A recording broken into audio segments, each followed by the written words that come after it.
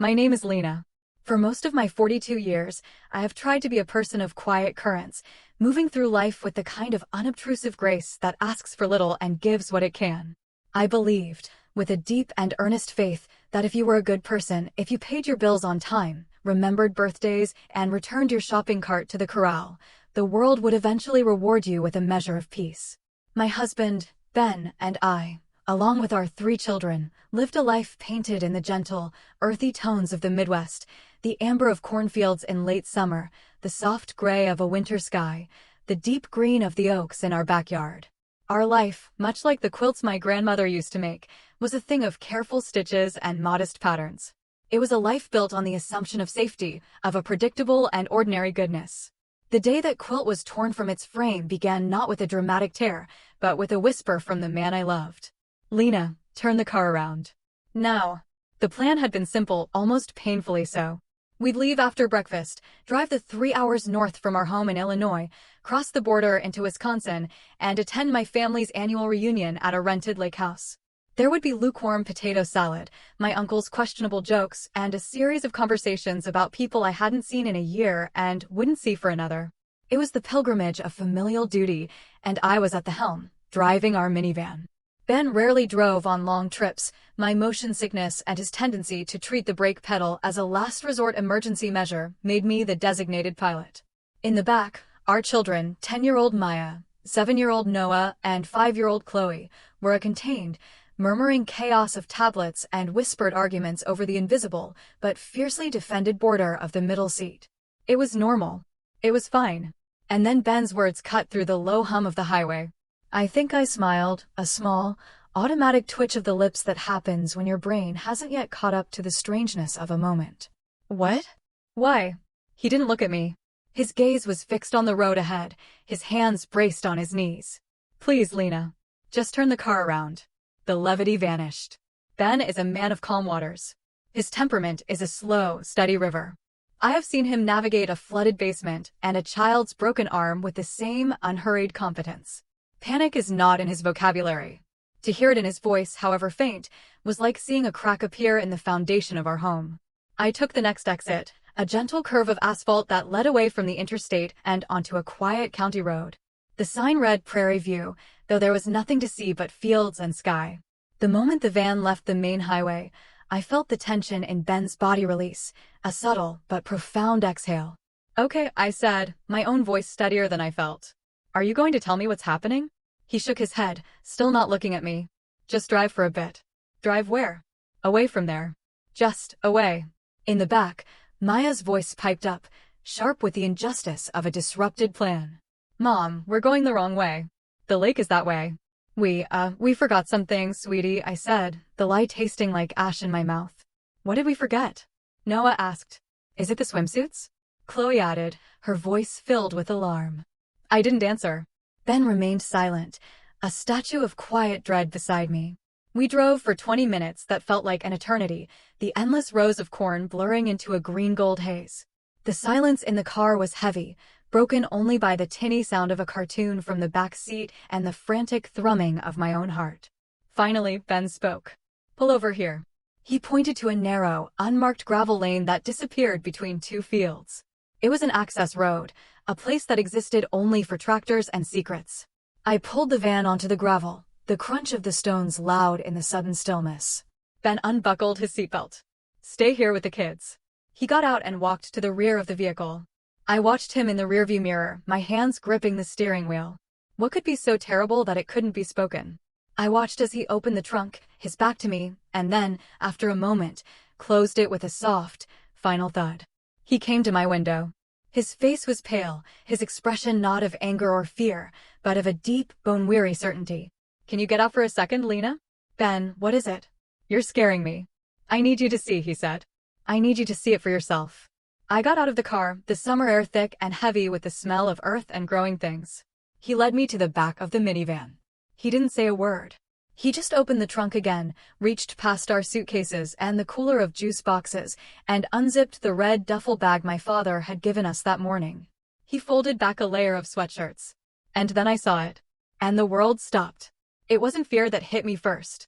Fear was a secondary emotion, a wave that was still gathering force out at sea. The first feeling was a slow, heavy, crushing disbelief. A sort of cognitive vertigo, as if the ground beneath my feet was no longer solid. Tucked inside a child's brightly colored toiletries bag, sealed in vacuum-packed plastic, were neat, dense bricks of what was clearly not laundry detergent. Stacks of them. More than I could count in a single, stunned glance. I didn't have to touch it. I didn't have to ask. I just knew. In that instant, I understood that we were standing one missed exit away from the complete annihilation of our lives. The strange thing is, I had always cast myself as the responsible one in my family. Not just in the practical sense of paying taxes and remembering to schedule dental appointments, but in the deeper, more emotional sense.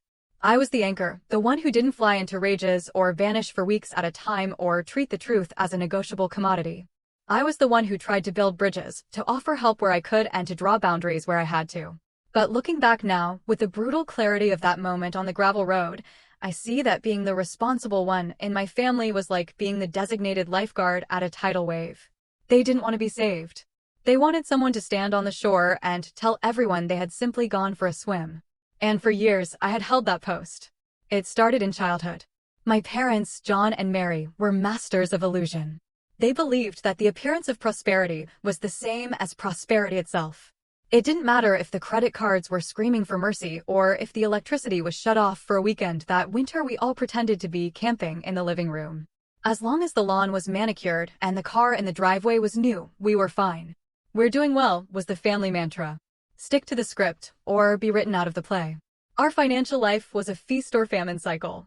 There were years of dinners that consisted of generic cereal and tap water, followed by sudden, inexplicable windfalls that brought new furniture we weren't allowed to sit on and vacations we couldn't really afford. The money came and went like a capricious weather pattern. The spending, however, was a constant. I once asked my father why we didn't put money aside during the good times.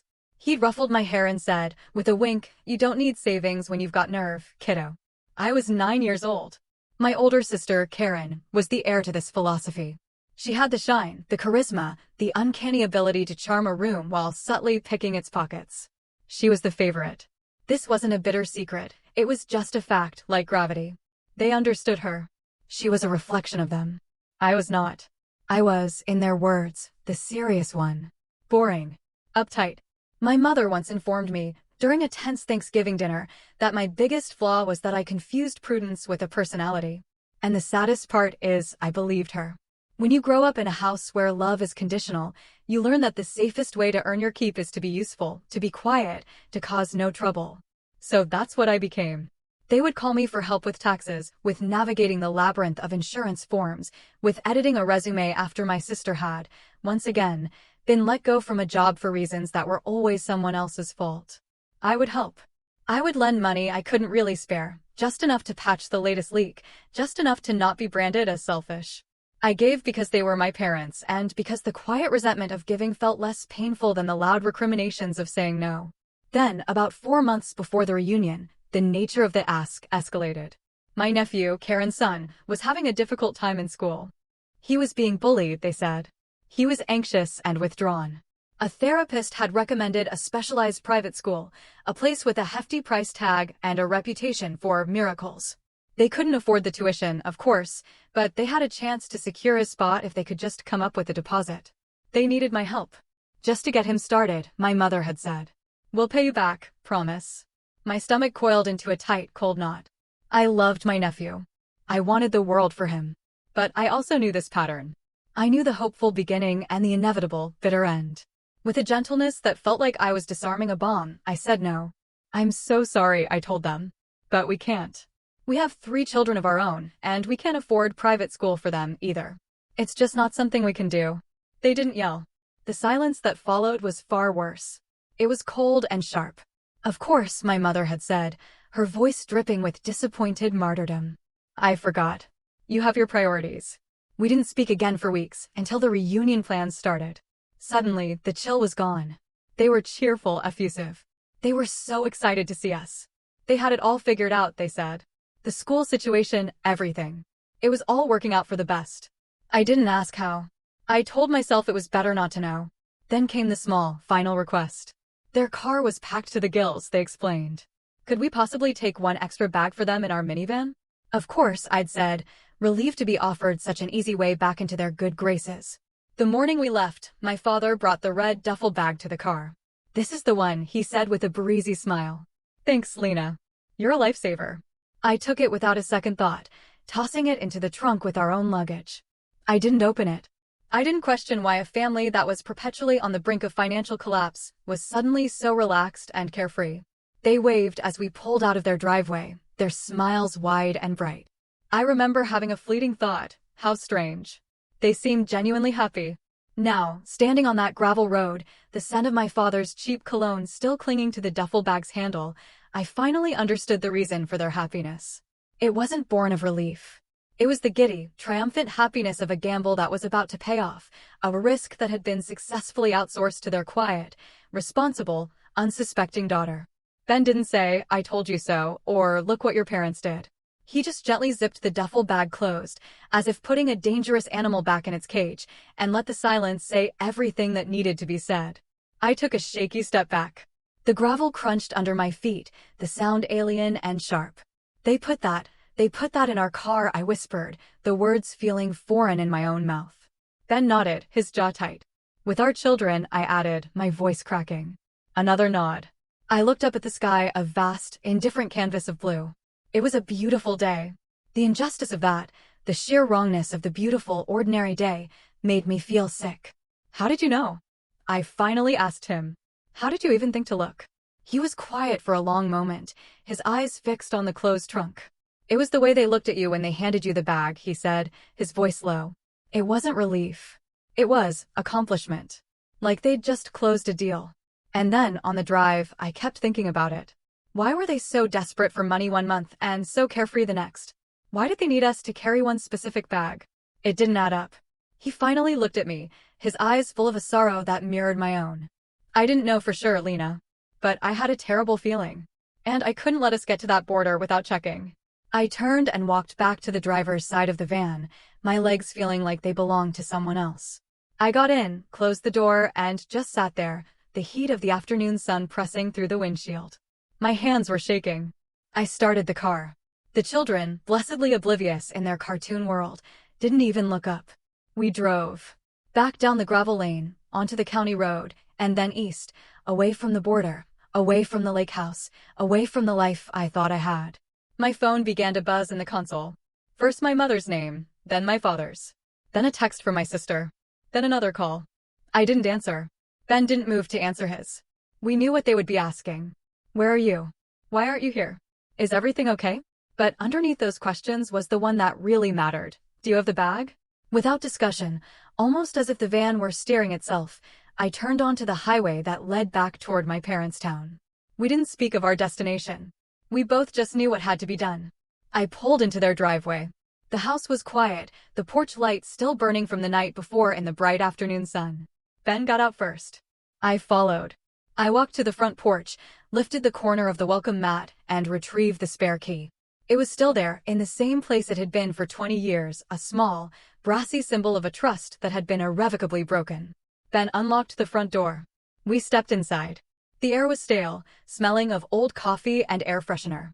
Ben carried the red duffel bag from the van and placed it just inside their hallway. He didn't open it. He didn't leave a note. He just set it down, a silent, damning indictment. We walked back out, and I locked the door behind us, putting the key back under the mat. An act of finality. We got back in the car. Still, we said nothing. It felt as though words would somehow contaminate the clean, cold anger that was solidifying inside me. Later that evening, after we were home, after the children were bathed and tucked into their own safe beds, I finally answered my phone. It was my mother. Her voice was a confection of bright, false concern. "Lena, honey. We were so worried sick. You just vanished. Is everyone all right?" I let the silence hang in the air. "Lena? Are you there? We have the whole family here asking about you." Still nothing. Then, her voice dropped slightly, the anxiety finally bleeding through the performance. Did you lose the bag?" I took a slow breath. "The bag is at your house," I said, my own voice unnerving in its calmness. "We dropped it off this afternoon." I paused, letting the implication settle. If it was so important, maybe you should have carried it yourself. There was a sharp intake of breath on the other end of the line, a flicker of sound that told me she knew that I knew. She didn't deny it. She couldn't.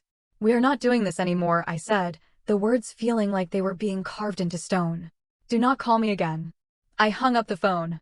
It should have been a triumphant moment, a final, declarative act of self-preservation.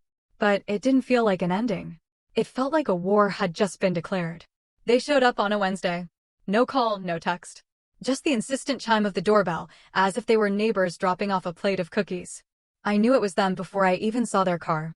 There is a certain atmospheric pressure that precedes the arrival of people who believe they are owed something, a change in the air that is thick with entitlement and rewritten history. I opened the door just wide enough to slip outside, closing it firmly behind me to protect the quiet of my home. My parents stood on my porch, their faces arranged in masks of gentle concern. My mother offered a tight, hopeful smile. "We were just in the area," she said, a lie so flimsy it was insulting. "We wanted to see if we could clear the air." "We're worried about you, Lena," my father added, his voice a low, reasonable rumble. "You're not yourself." I said nothing. I just stood there, my arms crossed over my chest, and waited. My mother's smile faltered. We heard you found what was in the bag," she said, her gaze skittering away from mine. "We didn't realize you would misunderstand." There it was. Not an apology, but an accusation. The problem wasn't their actions, it was my interpretation of them. "Misunderstand." I repeated, the word tasting like poison. "You put a felony in my car. With my children in the back seat. What part of that is there to misunderstand?" "It wasn't a big deal, Lena," my father said, his voice taking on an edge of impatience. "It was a one-time thing. A way to get out from under some debt. We were desperate." "You wouldn't help us," my mother added, the familiar refrain of her victimhood. "We had no other choice." The sheer, breathtaking audacity of it stole my breath for a second. They had built this narrative where their betrayal was a direct and justifiable consequence of my refusal to finance their lives. I didn't raise my voice. The anger inside me was too cold, too deep for shouting. "This is not about money," I said, looking from one of their faces to the other. "You didn't just lie to me. You used your own grandchildren as human shields. You are willing to sacrifice our family, our freedom, our entire future to solve a problem you created. And you didn't even have the decency to warn us of the risk."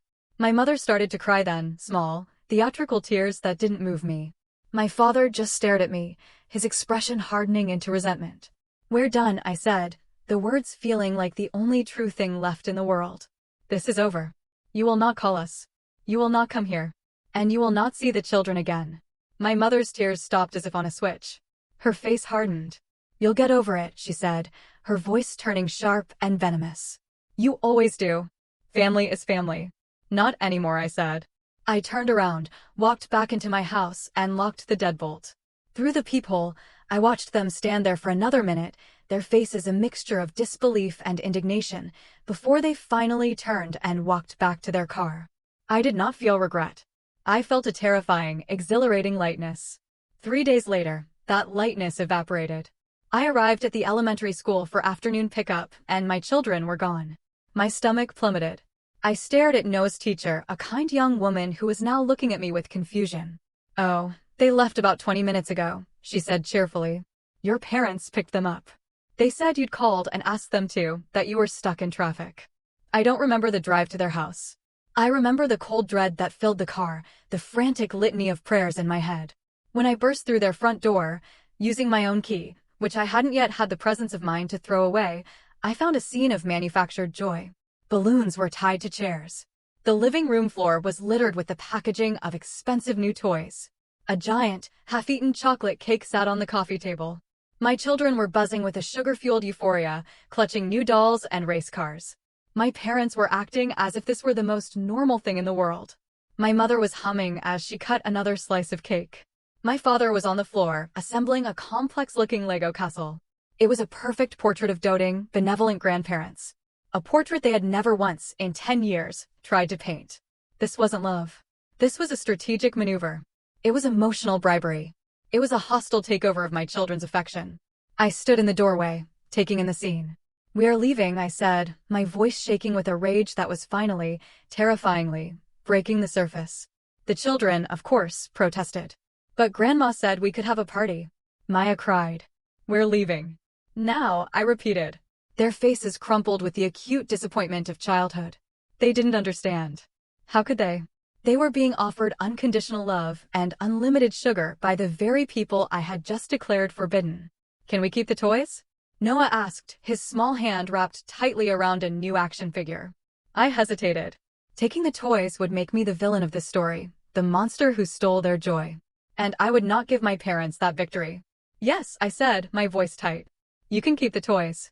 As I herded my bewildered, tear-streaked children out the door, my mother called after me, her voice a sing-songy taunt. See, Lena? They'll always choose us. They'll always come back. That night, after the sugar had worn off and the children were asleep, I sat on the edge of my bed and looked at Ben. There were no tears, no histrionics. Just a calm, cold clarity. We have to move, I said. He didn't ask why. He didn't need to. He just nodded. I don't want them anywhere near us. I don't want to see them at the grocery store. I don't want them showing up at school. I want them gone. I know, he said softly. You have that job offer, I said, the thought surfacing from a conversation we'd had months ago. The one in North Carolina. Near your parents. I said no then. I'm saying yes now. The offer is still open, he confirmed. Take it, I said. Let's go. It was that simple. A quiet decision, made in the aftermath of a war, to pack up our lives and seek higher ground. I didn't want revenge. I didn't want an apology. I just wanted peace. I wanted an ocean of distance between my children and the toxic gravity of my past. We moved a month later. We didn't announce our departure.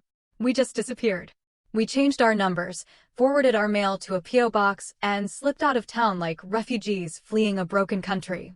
Our new home was nestled in the Blue Ridge Mountains. The air smelled of pine and damp earth. Ben's parents, who lived 30 minutes away, were the epitome of gentle, uncomplicated love. They brought us casseroles, helped us paint the living room, and babysat without ever asking for anything in return. It was a revelation. One evening, a call came through on my new cell phone from an unknown Illinois number. I let it go to voicemail. It was a cousin I rarely spoke to. Lena, hey, it's Sarah. Your mom called me, trying to find you. She's really upset, says you've just cut them off for no reason.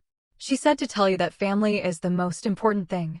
I listened to the message and then I deleted it. I didn't call back. I didn't explain. Because the truth was, I hadn't cut them off for no reason. I had cut them off for every reason. We hadn't disappeared. We had escaped. 6 months after our move, I received an email from my sister, Karen. The subject line was a single, stark word, emergency. My finger hovered over the delete button. But curiosity, that old, familiar traitor, won out.